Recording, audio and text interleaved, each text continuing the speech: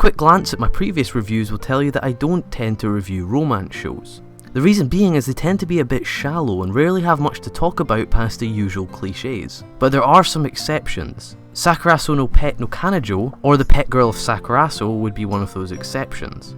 Now, I am by no means comparing this show to the likes of Evangelion or Ghost in the Shell, as it would be unfair. They're completely different beasts, or beasts and kittens. But Sakurasou does have a lot of content for me to talk about, so today I'll be reviewing Sakurasou no Pet no Kanojo.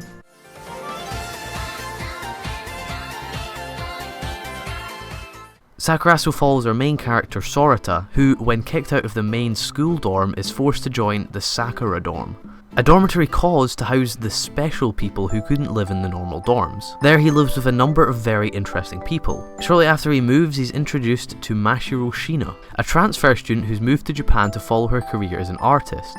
She, like all the other residents of Sakurasou, is far from a normal girl. Despite being an exceptional artist, she lacks basic skills such as dressing herself in the morning. Sorata is then given the role of a carer, making sure Shina gets through her day.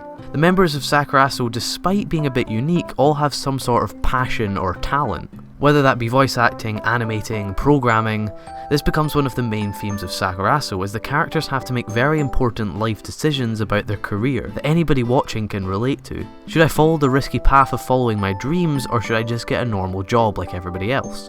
The themes that pop up in Sakurasou are the reason I wanted to review it.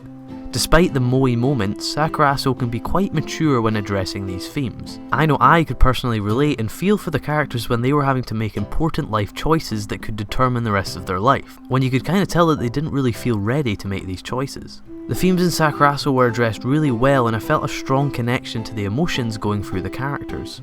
And of course you have the normal love triangles and high school romance conundrums you've probably seen loads of times before.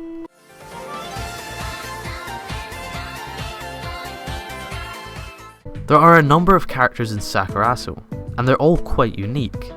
I didn't necessarily feel any less attachment to the non-main characters, as they did feel like one big group, but I did feel that the main love triangle got a bit too much focus for the most part, therefore pushing characters that maybe should have been in the spotlight a bit more. In the love triangle you have Sorata the male, and then Shina and Nanami, the two females. Now there aren't any direct conflicts between the females, as the characters all keep the love triangle to themselves and never actually bring it up. The characters just keep it locked up, causing a lot of confusing feelings and cooked up emotions. None of the characters actually wanted to bring the love triangle up, as they want to preserve their perfect high school friendship with the Sakurasou crew as long as possible. Again hinting back to the theme of growing up. This is again something us normal non-anime characters can relate to, albeit not as serious. Overall the characters were very enjoyable to watch, but I can't help but feel a lot of the good writing was blurred by the moe fanservice scenes, of which there are many.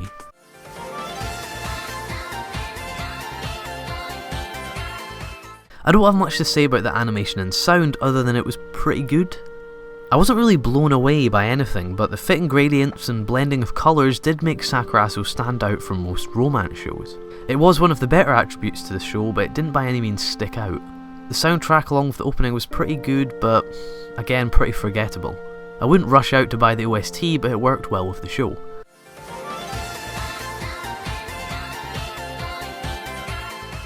Sakurasou is a nice change from your normal generic romance series, but it didn't break any boundaries or raise any bars. It's something to watch if you're looking for a new romance series, but outside the romance genre it doesn't really stand on its own. I will give it credit for not boring me to death like most romance series, but it left a lot to desire. I would recommend this show for any big romance fans, but if you get bored by romance, this won't be much of an exception.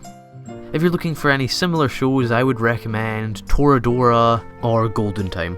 So that's enough moe schoolgirls for me, and don't expect me to review any more of your romance anime for quite a while. As always, thanks for watching my review. If you enjoyed, be sure to leave a like, and if you want to see more, subscribe. Also, click some of the links on the screen. Thanks for watching, and goodbye.